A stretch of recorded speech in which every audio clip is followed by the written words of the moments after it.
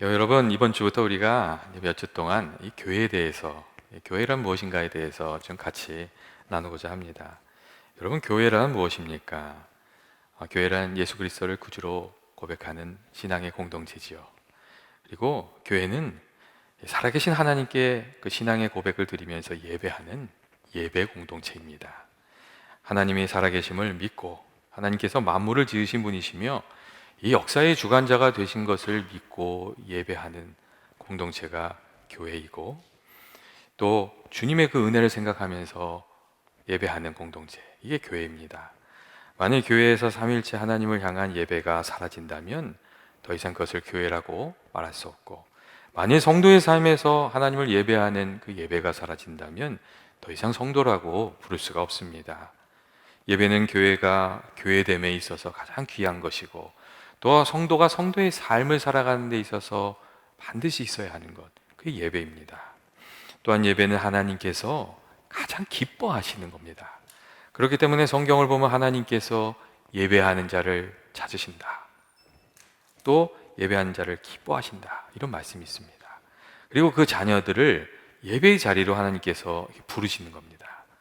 이사야서 43장 21절 말씀을 보시면, 이 백성은 내가 나를 위하여 지었나니 나의 찬송을 부르게 하려 함이라 하는 말씀이 있습니다. 우리를 만드셨는데 하나님께 예배하는 사람 되게 하려고, 찬송하는 사람 되게 하려고 만드셨다는 말씀입니다. 그리고 오늘 말씀을 보면 하나님께서 이 하나님의 계획에 따라 우리를 부르시고 우리가 하나님의 기업을 잇는 하나님의 자녀 되게 하셨는데, 그 이유가 다른 것이 아니라 그리스도 안에서 하나님께 영광과 찬송을 돌리는 존재가 되게 하려고 하신 것이라고, 그렇게 말씀하고 있습니다. 그러니까 하나님께서 우리를 구원하시고 지으시고 불러주시는데, 그 이유가 그냥 단순히 우리를 어떤 일꾼이나 그런 존재로 부르시는 것이 아니라 하나님과 친밀한 교제를 나누면서 하나님께 영광을 돌리는 예배자로 우리를 불러주셨다는 그런 의미입니다. 그리고 성경을 보면 하나님께서 또 믿음의 사람들을 하나님을 경외하는 예배자로 세워가시는 것도 알 수가 있습니다. 또 야곱의 경우가 여러분 그랬습니다. 처음에 야곱이 하나님을 잘 몰랐습니다. 그런데 이 야곱이 욕심이 많아서 이 아버지 이삭을 속여서 이 축복을 가로챈 이후에 삼촌의 집으로 도망가다가 광야에서 잠을 자게 됩니다. 근데 그곳에서 꿈을 꿨는데 하나님을 만나게 되잖아요. 하늘문이 열리고 사닥다리가 내려오고 천사가 오르락내리락 하는 것을 보게 되고, 또 하나님의 음성을 듣게 됩니다. 그 귀한 꿈을 꾸고 하나님을 만난 이후에 그가 꿈에서 깨어서 이곳에 하나님이 계셨다고, 그러면서 그것을 베델이라고 얘기하지요. 그런데 그때까지만 해도 하나님 살아계신 것만 알았지 하나님 경외하는 그런 예배자로서는 살지 못했습니다. 그리고 그렇게 쭉 하나님 믿고 살아가다가 이 야곱이 다시금 하나님을 만나게 됩니다. 언제 만나게 되냐면 야복 강가에서 만나게 되는데, 그가 고향으로 이렇게 돌아온 이후에 돌아왔다는 얘기를 듣고 형이 군대를 끌고 자기를 찾아온다는 얘기를 들으니까 야곱이 패닉에 돼요. 두려움에 사로잡히게 돼요. 막 근심하고 걱정해요. 근데 그때 하나님이 찾아오시거든요. 그리고 하나님을 붙들고 야곱이 막 씨름을 하는 중에 야곱이 완전히 새로운 사람이 됩니다. 자신의 부족함을 깨닫고 하나님을 의지하면서 살아가는, 하나님 경외하면서 살아가는 예배자로 그때 다시금 태어나게 됩니다. 이게 하나님께서 이렇게 고난 중에 야곱을 만나 주시고 하나님을 알게 하시고 하나님 의지하게 하시고, 그리고 하나님 경외하면서 예배하면서 살아가게끔 그렇게 이끄십니다. 근데 모세의 경우도 그랬습니다. 그가 철저히 그 인생의 실패자가 되어서 광야에서 양을 치고 있을 때 하나님께서 찾아와 주셔서 만나 주셨고 하나님을 알게 해주셨고, 하나님을 이렇게 경외하면서 예배하는 마음으로 살아가는 사람이 되게 하셨습니다. 그리고 모세를 보내셔서 이스라엘 백성들을 애굽에서 이렇게 끌어내셨는데, 그때 모세를 통해서 이 애굽 왕에게 하라고 하신 말씀이 참 특별합니다. 그게 뭐냐면 이스라엘 백성들을 광야로 보내주라고 그렇게 얘기하라고 하면서, 그 이유가 다른 게 아니었습니다. 그들이 그곳에 가서 하나님을 예배하게 하기 위해서 그들을 보내라고 이런 얘기를 합니다.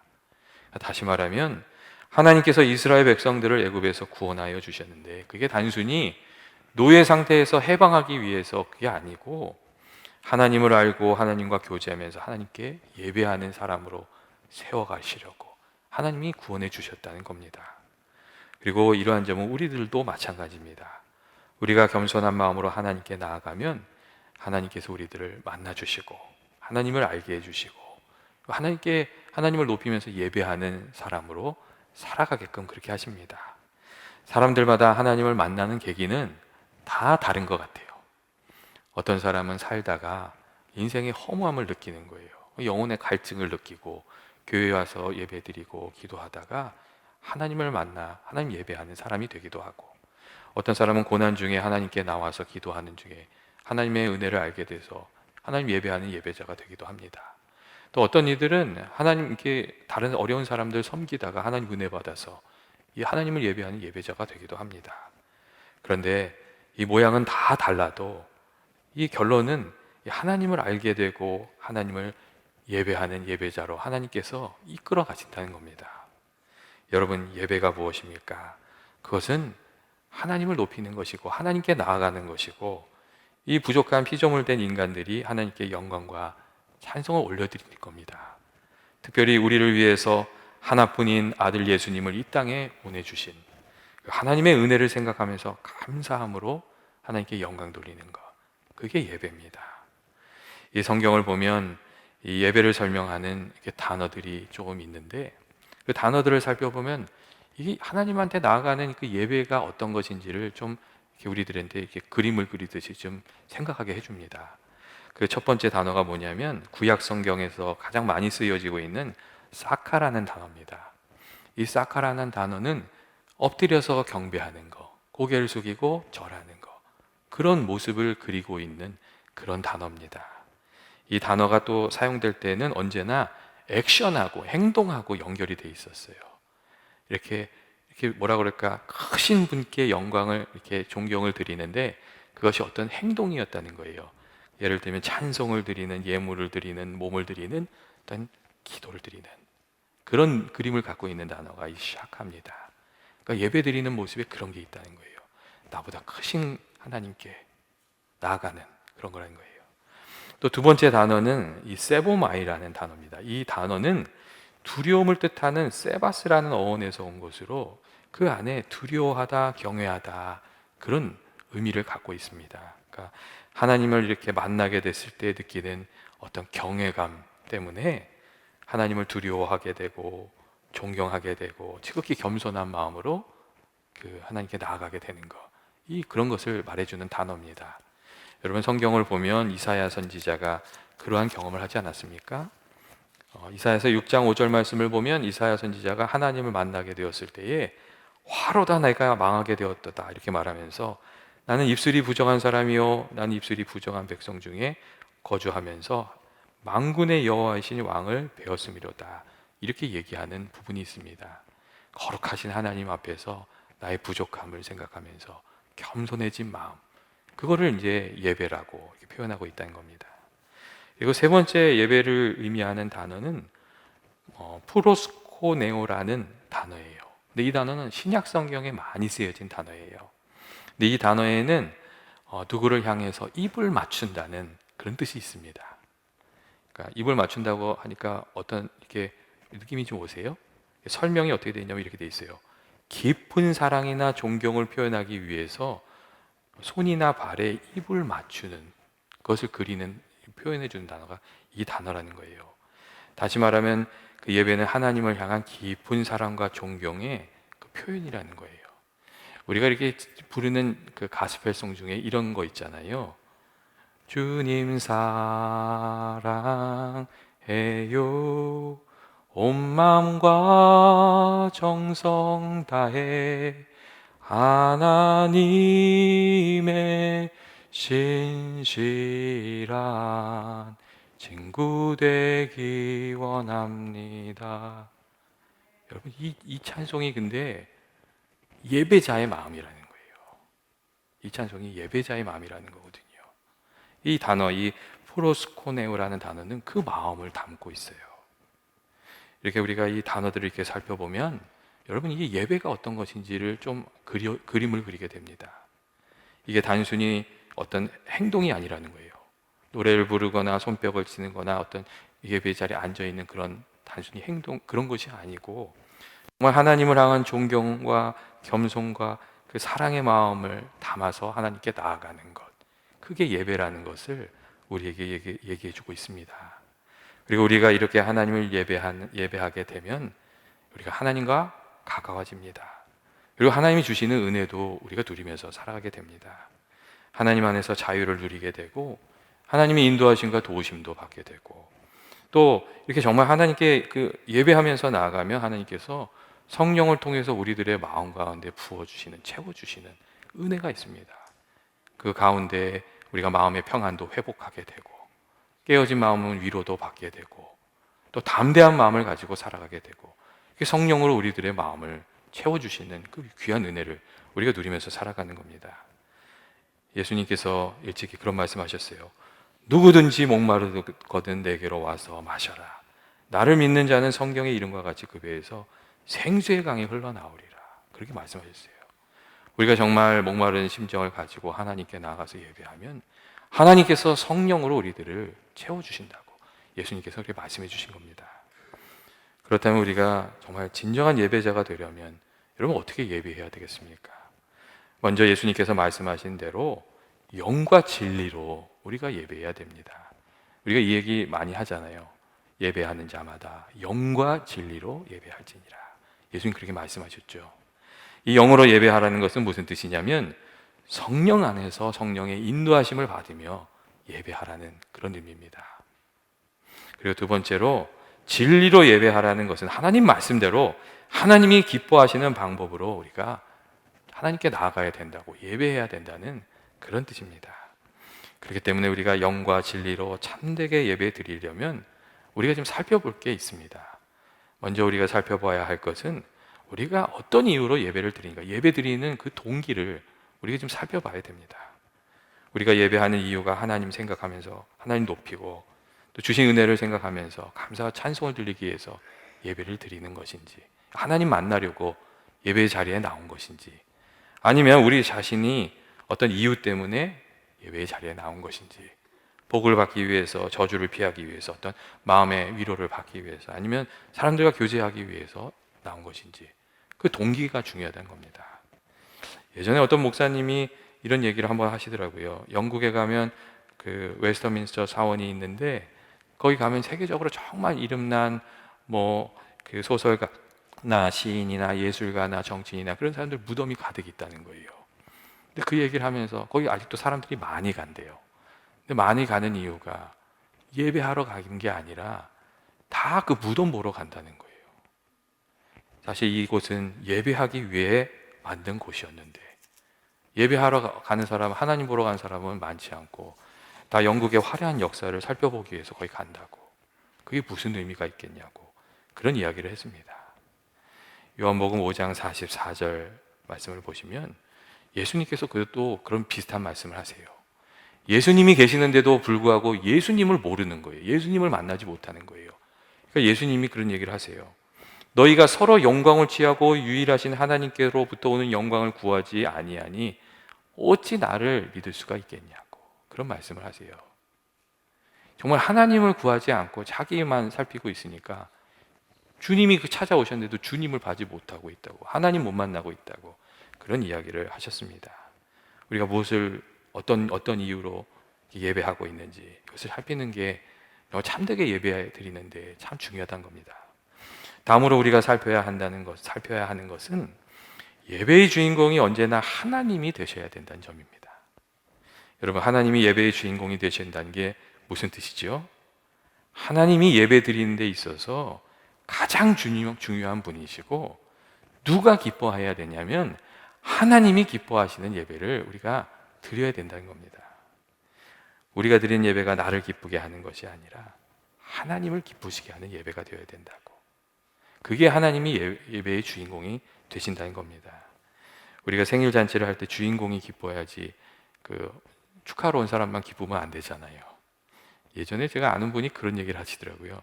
자기 돌잔치 할 때 자기는 장롱 속에 있었대요. 그 무슨 얘기냐 그랬더니 그날 엄청 울었대요, 자기가. 그랬더니 아버지가 손님들 보기에 부끄럽다고 장롱 속에다 자기를 넣어놨다고, 누구 생일인지 모르겠다고.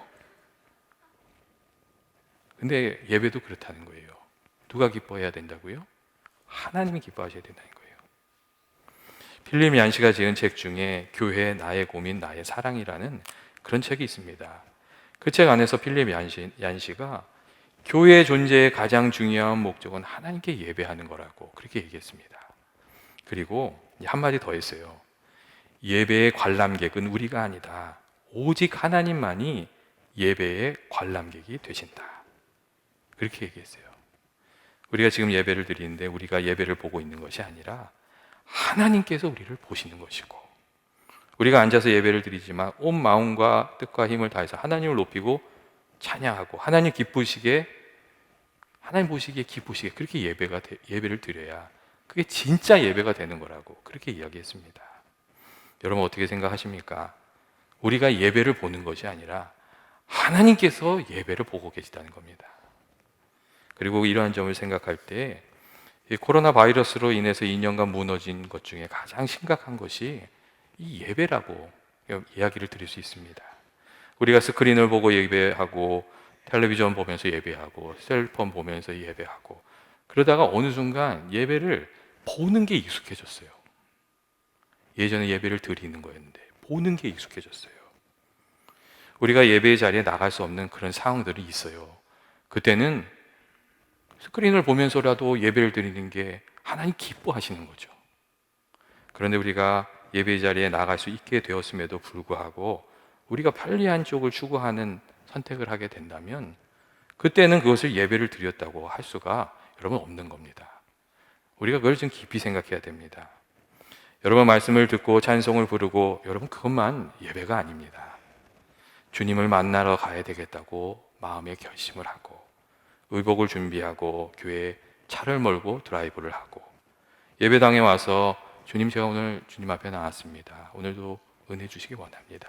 기도를 하고 또 찬송 시간에 하나님께 정말 영광을 돌리고 내게 주신 말씀이 무엇인가 귀 기울여 듣고 또 결단하고 돌아가는 여러분 그 모든 과정이 하나님께 드리는 사실 예배입니다. 여러분 예배는 우리가 그냥 한두 가지 행동을 하는 게 아니라 우리 자신이 예배자가 되어서 하나님께 나아가는 것, 우리 자신이 정말 하나님을 예배하는 예배자가 되어서 하나님을 만나는 것, 여러분 그게 예배입니다. 그래서 로마서를 보면 너희 몸을 거룩한 산제물로 하나님께 드리라고, 너희 몸을 하나님께 드리라고 그렇게 말씀하고 있습니다. 여러분 우리가 정말 우리 자신을 예배자가 돼서 하나님 만나는 그런 은혜가 있기를 주의 이름으로 축원드립니다. 마지막으로 우리가 정말 귀한 예배자가 되기 위해서 살펴야 될 것은 우리들의 예배드리는 마음과 자세입니다. 하나님께서 기뻐하시는 예배자의 마음, 예배자의 자세로 예배하는 겁니다. 하나님 기뻐하시는 예배자의 그 마음과 자세는 여러분 어떤 것이겠습니까? 예수님의 발에 향유를 부은 여인처럼 하나님 사랑하는 마음으로 하나님께 나아가는 그 마음과 자세, 하나님 기뻐하시는 거예요. 예배자의 마음입니다. 또 하나님께 귀한 선물을 받은 것으로 해서 기뻐하면서 감사하면서 하나님께 예배하는 그게 하나님 기뻐하시는 예배자의 마음입니다. 그리고 크신 왕 앞에 있는 백성처럼 겸손한 마음으로 하나님께 나아가는 것, 그것도 하나님 기뻐하시는 예배자의 마음입니다. 특별히 하나님께서 기뻐하시는 것은 십자가 은혜를 붙들고 깨어진 마음으로 또 하나님께 은혜를 구하면서 하나님께 나아가는 그런 마음입니다. 시편 51편 17절 말씀을 보면 다윗이 정말 하나님 뭘 기뻐하시는지 너무가 잘 알고 있었구나, 그런 것을 생각하게 되는 그런 구절이 있습니다. 다윗이 이렇게 얘기를 해요. 하나님께서 구하시는 제사는 상한 심령이라 하나님이여 상하고 통회하는 마음을 주께서 멸시하지 아니하시리다, 이렇게 말합니다. 다윗은 알았던 거예요. 어떤 마음으로 나아갈 때 하나님 기뻐하시는지, 기쁘게 만나주신지, 긍휼히 여겨주신지 그건 알았던 거거든요. 우리가 비록 부족하고 허물 많은 존재라도 언제든지 하나님께 나아갈 수 있는 것은 우리에게 예수 십자가 보혈이 있기 때문이고 하나님이 우리를 긍휼히 여겨주시기 때문입니다. 그리고 이 깨어진 마음을 가지고 하나님께 나아가는 이들이 정말 하나님 기뻐하시는 예배자로서 하나님을 섬기고 또 예배할 수 있습니다. 그리고 우리가 이 깨어진 마음으로 나아갈 때 하나님이 거기에 주님의 귀한 은혜를 베풀어 주십니다. 여러분, 우리 마음이 이 단단하게 방어벽을 쳐두고 있으면 우리의 마음을 드리는 예배를 드릴 수가 없습니다. 그런데 이 돌과 같은 굳은 태도가 깨어지고 우리가 우리의 마음을 하나님께 드리게 되면 그때 하나님께서 우리들의 마음을 받으시고 우리의 예배를 받으시고 또 우리에게 은혜 베풀어 주시는 줄로 믿습니다. 교회 여러분, 우리가 어떻게 하나님께 예배하며 거룩한 성의를 지키면서 살아가면 좋겠습니까? 하나님 기뻐하시는 마음으로, 그리고 하나님 기뻐하시는 모습으로 늘 하나님께 영광 돌리면서 예배하면서 살아가기에 예배를 통해서 하나님을 더 가까이 만나고 또 하나님 주신 은혜도 힘입어서 살아가는 저와 여러분 되시길 주의 이름으로 축원드립니다. 오늘 말씀 생각하면서 우리 같이 한번 이렇게 기도하길 원합니다. 하나님 아버지, 우리가 신실한 예배자로 살아가길 원합니다. 하나님이 기뻐하시는 뜻이 무엇인지 우리가 헤아려 알게 하시고, 사랑과 은혜 많으신 하나님 아버지, 저희들이 정말 참되게 이렇게 예배하며 살아가는 예배자로 살아가길 원합니다. 하나님께서 얼마나 귀한 분이신지 깨달아서 하나님 받으시기에 합당한 영광과 찬송을 우리가 올려드리면서 살아가게 하시고, 예수 십자가의 보혈을 통해서 우리에게 주신 주님의 그 사랑을 깊이 깨닫게 하여 주셔서 감사함으로 예배하게 하시고, 주의 사랑을 응답해서 저희들도 주님께 사랑을 드리며 예배하는 저희들이 되게 하여 주시옵소서. 예수님 말씀하신 대로 영과 진리로 예배하는 저희들이 되게 하여 주옵소서. 또한 예배하는 모든 저희 교우들에게 아버지께서 날마다 약속해 주신 귀한 은혜 허락하여 주시옵소서. 예수님의 이름으로 기도합니다. 아멘.